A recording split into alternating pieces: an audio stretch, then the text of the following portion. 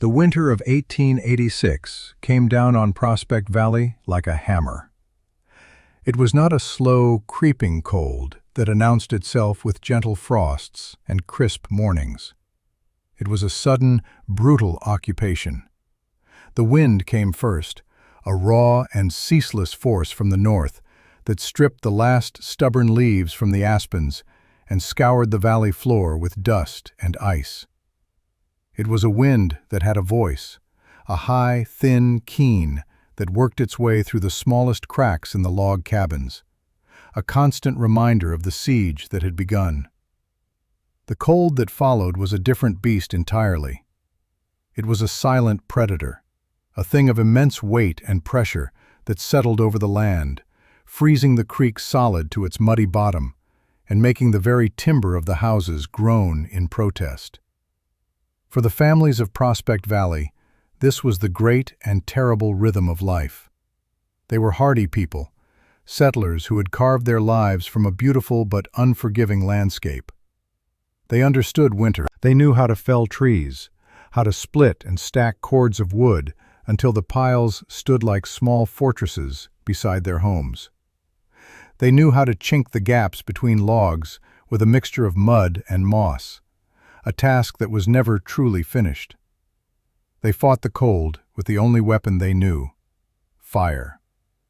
The hearth was the heart of every cabin, a roaring, hungry mouth that had to be fed day and night. But it was a losing battle. The fire threw a circle of warmth a few feet into the room, but beyond that, the cold reigned. It clung to the walls, crept across the floors, and painted the inside of the window panes with intricate, beautiful patterns of frost that were as deadly as they were delicate. The standard design was the only design: a square cabin built of felled pine with a stone fireplace at one end and a sleeping loft above. It was a design born of simplicity and necessity, passed down from one builder to the next. It was honest, it was sturdy, and it was deeply, fundamentally flawed against the true enemy of this place. The heat from the fire rose, collecting uselessly in the high-peaked roof, while the cold air pooled on the floor, chilling the feet and spirits of those who lived there. The wind found every seam. The drafts were like knives, slicing through the heavy wool blankets and patched-together quilts. Families would huddle together, burning through their precious wood at an alarming rate, knowing that the supply that looked so immense in October would be terrifyingly small by February. This was the accepted reality. It was the price of living in a land of such stark and wild beauty. They endured. They survived. But they did not truly live in the winter. They merely held on, waiting for the thaw. In a small cabin, set back from the others, near the base of a gently sloping hill, Elara watched the winter arrive with a different kind of understanding. She was a widow, having lost her husband to a logging accident 2 years prior. She was seen as an outsider, not because of malice, but because her ways were quiet, and she carried with her a knowledge that had no place in the valley.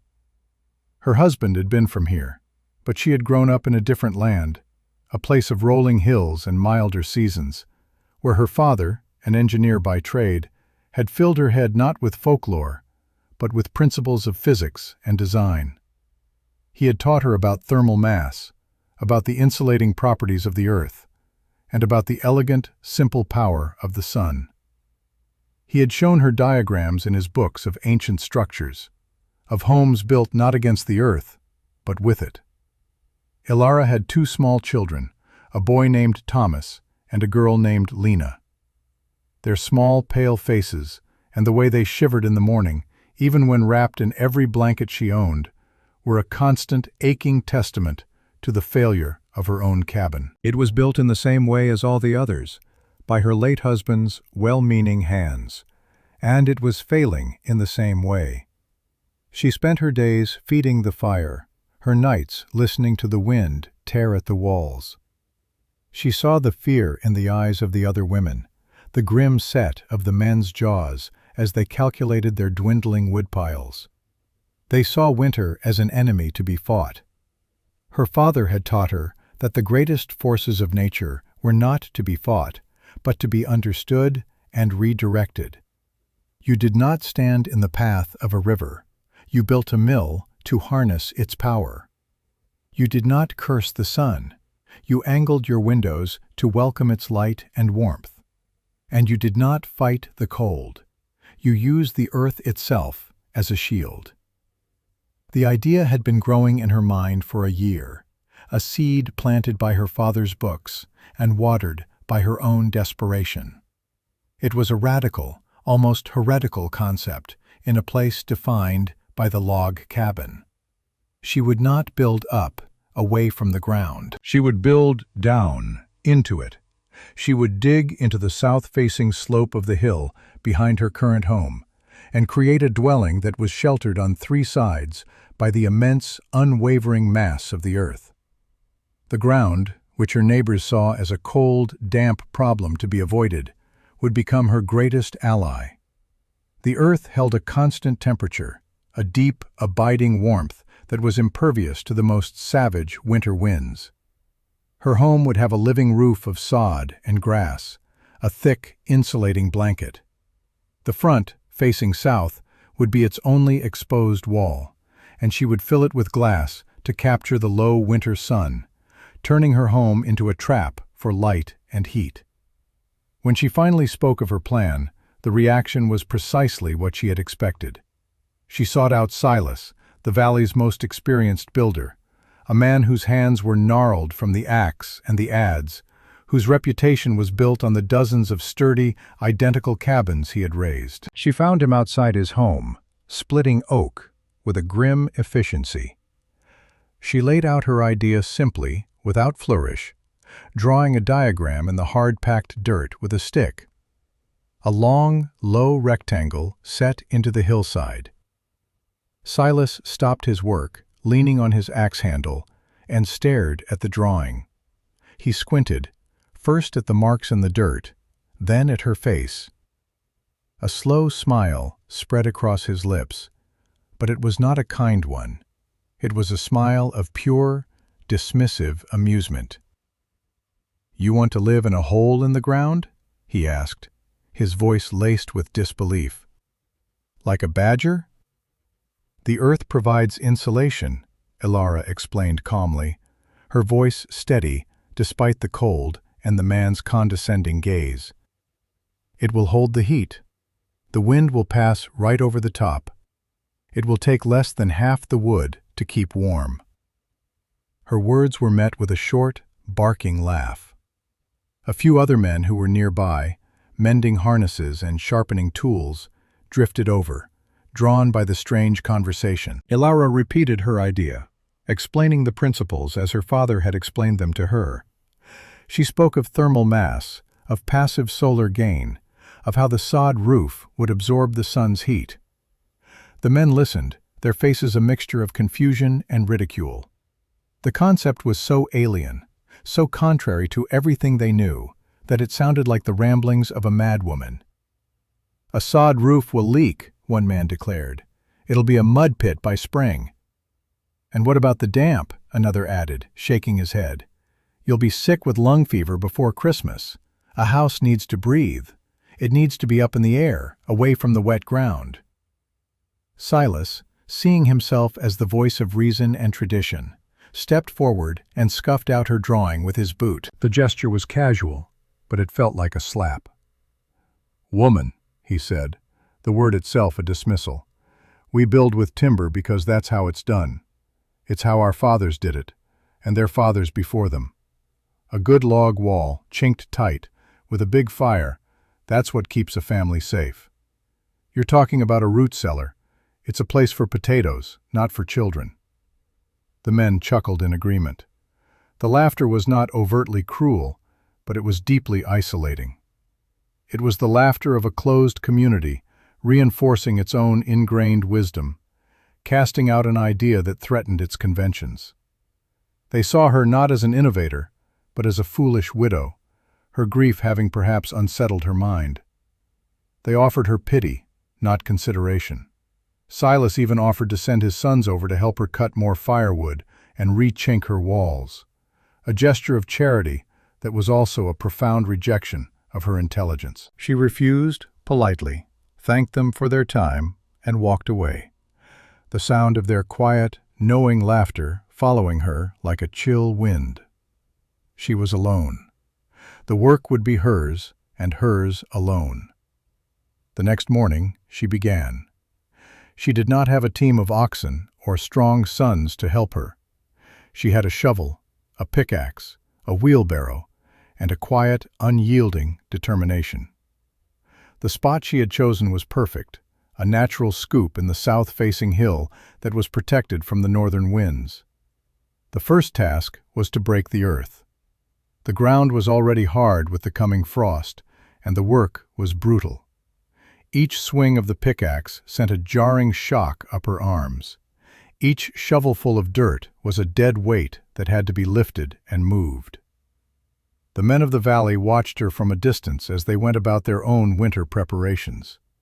They saw her, a small, solitary figure, digging into the hillside day after day. They shook their heads and muttered to each other. "The widow's digging her own grave," one said, and the sentiment was echoed by others. They saw her toil not as an act of constructive will, but as a symptom of her otherness, her foolishness. They did not offer to help. How could they help with something they believed so fervently to be wrong? Their world was one of straight lines and right angles, of logs stacked one upon the other. Her project was a curving, organic thing, a violation of their architectural grammar. While Ilara dug, the other families focused on their own familiar rituals. Silas and his crew were raising a new cabin for a young family that had just arrived. They worked with practiced speed, felling the trees, notching the logs, and hoisting them into place. Their movements were efficient, confident, honed by years of repetition. They built the cabin in less than 2 weeks, a testament to their skill. But they built it the same way they always had. The walls were a single layer of thick logs. The gaps were stuffed with moss. The stone fireplace was massive, designed to consume enormous amounts of wood. They were reinforcing their traditions, doubling down on the methods that were already proving insufficient. They were fighting the last war, while Ilara was preparing for a new one. Ilara's work was slow and methodical. She was not merely digging a hole, she was shaping a space. After excavating the earth for the main living area, she began the foundation. She did not lay down logs to rot in the damp. Instead, she spent weeks hauling stones from the creek bed, choosing flat, solid granite that she could stack into a low, sturdy wall that would serve as a footing. This was the base upon which the entire structure would rest. Upon this stone foundation, she began to build the walls. The back and side walls were the earth itself, but they needed to be shored up to prevent collapse. She used thick timbers, salvaged from her husband's abandoned projects, setting them deep into the earth and lining them with a barrier of carefully layered, smaller stones and packed clay to create a waterproof membrane. This was a detail her father had insisted upon in his letters. "The earth is your shield," he had written, "but water is a patient thief. You must deny it entry." The front wall was the most complex part of the design. It was a framework of heavy posts and beams, designed to hold the large windows that were essential for capturing sunlight. Glass was a rare and expensive commodity, but Ilara had carefully saved the panes from 2 windows of her old cabin, and she had traded her husband's best hunting rifle for 2 more from the settlement's trader. The men had scoffed at the trade. A rifle was a tool for survival, for bringing in meat. Large windows were a luxury, a foolish weakness in a cabin's defenses against the cold. They saw them as holes through which precious heat would escape. Ilara knew they were the opposite. They were mouths that would drink in the sun's warmth. The roof was the final crucial element. She laid heavy log beams across the structure, spanning from the top of the front wall to the solid earth at the back. On top of these, She laid a tight layer of thick planks, but she did not stop there. Over the planks, she layered sheets of birch bark, overlapping them like shingles, their natural oils creating another waterproof barrier. And then came the final, most radical step. She began to cover the entire roof with the very earth she had excavated, shovelful by shovelful, wheelbarrow by wheelbarrow. She packed it down, shaping it, until it blended seamlessly with the hillside. In the spring, she knew, it would sprout with grass and wildflowers. It would become a living thing. Her house would not stand upon the land. It would be a part of it. The wind would not batter against its walls. It would simply flow over the gentle curve of the hill, not even knowing a home was there. Inside, the space was simple. A large main room with a packed earth floor that she planned to cover with flagstones. At the back, dug deeper into the hill, was a smaller, cave-like room for sleeping, a space that would be utterly silent and maintain an almost perfect ambient temperature. The fireplace she built was small and efficient, not the gaping maw of her neighbors' hearths. It was designed with a narrow flue and a heavy stone mass around it, intended to heat the stones, which would then radiate a slow, steady warmth back into the room long after the fire had died down. Every single element of the design was born of a principle. Nothing was accidental. It was a system, a complete and integrated solution to the problem of cold. By the time the first heavy snows fell, her earth-sheltered home was complete. From the valley floor, it was nearly invisible, marked only by the wisp of smoke from its chimney and the glint of glass on the hillside.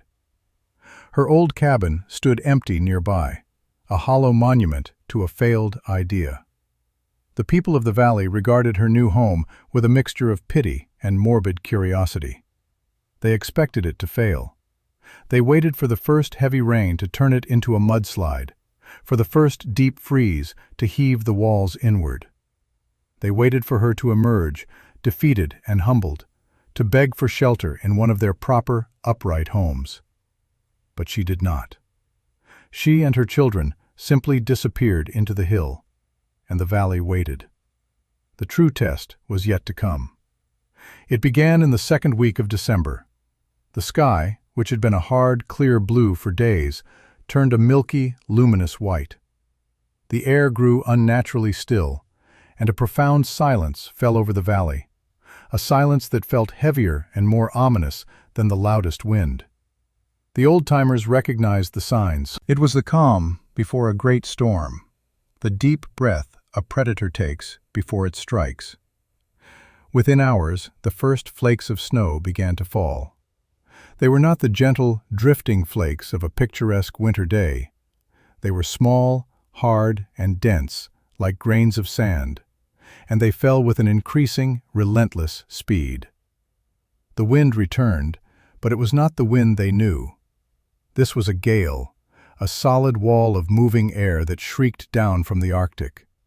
It picked up the falling snow and the snow already on the ground, creating a blinding, horizontal blizzard. Visibility dropped to zero. The world was reduced to a roaring, churning vortex of white. The temperature plummeted. It dropped 10 degrees in the first hour, then 20, then 30. It fell past zero and kept going, into the kind of deep, life-extinguishing cold that could freeze a man's lungs in minutes. The great storm of 1886 had arrived, a blizzard that would be spoken of in hushed, fearful tones for generations. Inside the log cabins of Prospect Valley, the battle for survival began in earnest. The wind was a physical force, a battering ram that slammed against the walls. It forced its way through the chinking, no matter how tight, blasting jets of fine, powdery snow into the rooms. The snow would melt and freeze, coating the interior walls with a layer of ice. The drafts were no longer like knives. They were like broadswords, hacking away at the small bubbles of warmth created by the fires. The families fed their hearths constantly, piling on logs until the flames roared up the chimneys. But the savage draft created by the fire itself pulled more cold air into the cabins, and the heat was sucked away almost as soon as it was generated. In Silas's home, the situation was desperate. He, the master builder, the man who believed so strongly in the old ways, found his own home failing him. He and his wife stuffed rags and spare blankets into the cracks around the door and the window frames, but it was useless. The wind always found a way in. His children were huddled by the fire, wrapped in every quilt they owned, their faces pinched with cold and fear. The woodpile, which he had thought so large, was shrinking at a terrifying rate. He had to venture out to the wood stack every hour, a perilous journey of only 20 yards that left him gasping for breath, his beard frozen solid by the time he stumbled back inside. He could feel the house groaning under the pressure of the wind and the weight of the snow piling up on its roof. He could feel his certainty, his lifelong pride in his craft, cracking and splintering like old wood. He was wrong. The old ways were not enough. Meanwhile, on the hillside, Elara and her children were warm. They were more than warm, they were comfortable. Outside, the storm howled like a banshee, a sound of pure, elemental fury. But inside the earth-sheltered home, it was a distant, muted roar. The wind passed harmlessly over the curved roof, unable to find a purchase, unable to batter a wall that was not there. There were no drafts. The air was still and calm. The large, south-facing windows, which should have been a point of weakness, were instead a source of strength. During the brief moments when the blizzard thinned and a pale, watery sun appeared, the light streamed in, and the dark flagstones of the floor absorbed the energy, storing it as gentle heat. The small fire in her efficient hearth burned with a steady, quiet flame, heating the stone mass around it. The heat radiated outward, filling the space with an even, pleasant warmth. It was not the scorching, temporary heat of a roaring fire, but a deep, pervasive comfort that seemed to emanate from the very walls. Elara read a book to Thomas and Lena. They sat on a rug on the floor, their cheeks rosy, their breathing easy. The cold was not in the room with them. It was outside, a monster held at bay not by a raging fire, but by intelligent design. The earth, all around them, was a massive, silent guardian. It absorbed the vibrations of the storm. It held the precious warmth inside, and it asked for nothing in return. Elara listened to the distant howl of the wind and felt not fear, but a profound sense of rightness. Her father's principles were not just theories in a book. They were a shield, they were a fortress, and they were working. The storm raged for 3 days and 3 nights without pause. When it finally broke, it left behind a world transformed and paralyzed. The valley was buried under a blanket of snow so deep it reached the eaves of the cabins. The sky was a brilliant, merciless blue, and the air was colder than ever, a thin, crystalline cold that burned the lungs. The immediate violence of the blizzard was over, but the siege of the cold had just entered its most lethal phase. The temperature hovered at 20 below zero, and it did not rise when the sun came up. A terrible silence fell over the settlement. The only sounds were the crunch of snow and the desperate, frantic ringing of axes as men tried to get to their buried woodpiles or chop up furniture for fuel. The first cry for help came from the family in the newest cabin, the one Silas had just built. They were completely out of wood. Their fire was dead. The father, his face a mask of frost and desperation, staggered from house to house, begging for spare logs. But no one had any to spare. Every family was rationing, counting their logs like gold coins, calculating how long they could last. The crisis came to a head in Silas's own home. On the 4th day after the storm, his wife came to him, her voice a tight whisper. "There are only 6 logs left," she said. 6 logs. It was a death sentence. He looked at his children, huddled together, their lips blue. He looked at the ice that now coated the inside of his walls. The pride that had defined him was gone, burned away by the cold and the fear. He had been a fool, arrogant and blind. His knowledge was useless. His sturdy, honest cabins were death traps. There was only one place to go, one person who might not be in the same desperate situation. He had to face the woman he had mocked, the woman who had tried to tell him there was a better way. Pulling on his heaviest coat and wrapping a scarf over his face, Silas stepped out into the brutal cold. The short walk to Ilara's home on the hillside felt like a journey across a polar wasteland. The snow was waist-deep, and he had to fight for every step. The air was so cold, it felt like breathing shards of glass. By the time he reached the nearly buried facade of her earth house, he was exhausted and shivering uncontrollably. He saw the faint light in the windows and the thin, almost lazy curl of smoke from the chimney. He raised a frozen, trembling hand and knocked on the solid wood door. The door opened, and a wave of calm, steady warmth washed over him. It was a physical shock, so different from the harsh, dry heat of his own fireplace. He stared, speechless. Ilara stood there, holding a lamp. Behind her, he could see her children playing quietly on the floor. They were not bundled in layers of wool. They wore simple clothes. The room was not filled with smoke or shivering drafts. It was serene. It was temperate. It was a sanctuary. He looked from the peaceful scene inside to the frozen, hostile world behind him, and the sheer, impossible contrast broke him. "Silas," Ilara said, her voice calm, showing no surprise, no hint of triumph. "Come in." He stumbled inside, pulling the door shut against the terrible cold. The warmth enveloped him. He unwrapped the scarf from his face, his beard a solid block of ice. He looked around the room, his builder's eye taking in the details he had once scorned. The thick, insulated walls, the packed earth floor, the small, ingenious fireplace radiating heat, the vast windows, no longer seeming like a weakness, but a source of life. He saw it all, and he understood.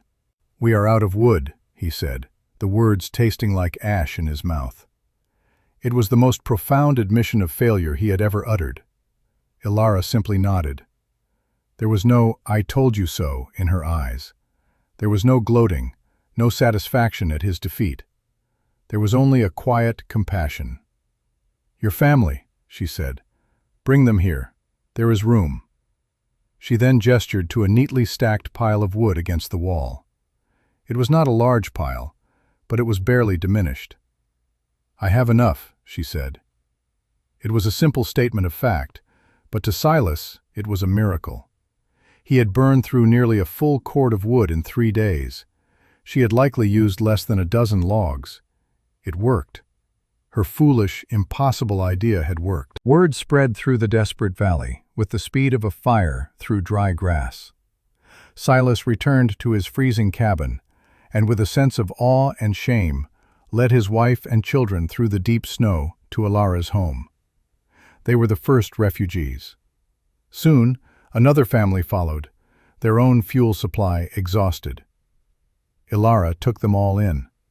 Her small home became an ark in the frozen wasteland. It was crowded, but it was warm. The children, once shivering and listless, were soon playing together, their laughter filling the quiet, temperate air. The men of the valley came, one by one, not for shelter, but to see. They stood in the doorway, their faces etched with disbelief, feeling the impossible warmth, seeing the placid scene within. They looked at the small fire, at the modest woodpile, and then at the thick, silent walls of earth.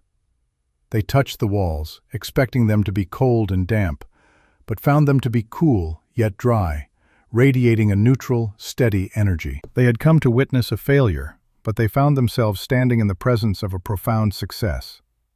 The laughter that had once echoed in Alara's ears was replaced by a stunned, respectful silence. They had built their homes to fight the winter. She had built hers to understand it.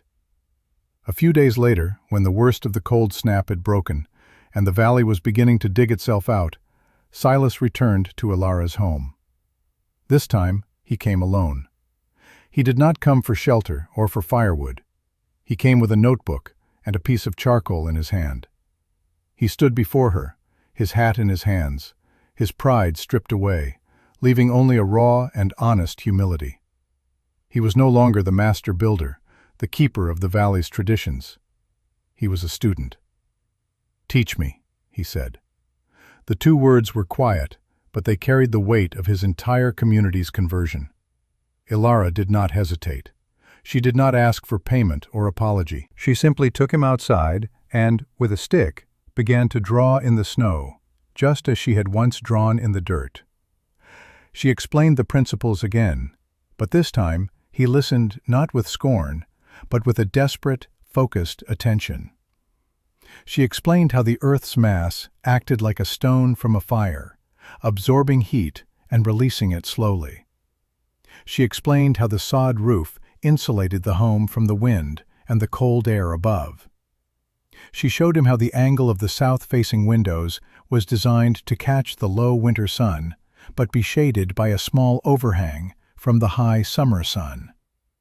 She explained the design of the flue, the importance of the waterproof barrier, the necessity of the stone foundation.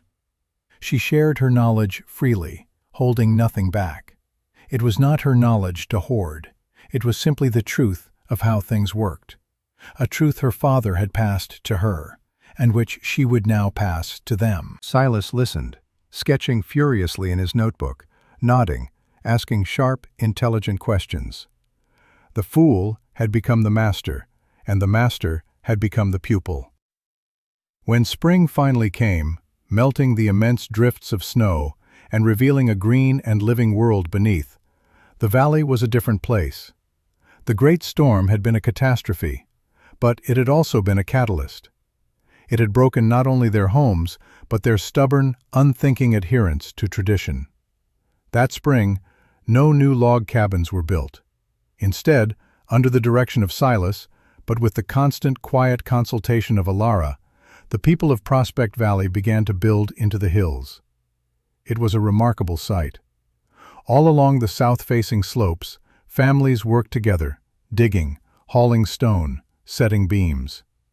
They were building earth-sheltered homes, following the principles that Alara had demonstrated. Silas, now the most fervent convert, moved through the construction sites, his notebook always in hand, explaining the concepts of thermal mass and passive solar design to men who had once laughed at those very words.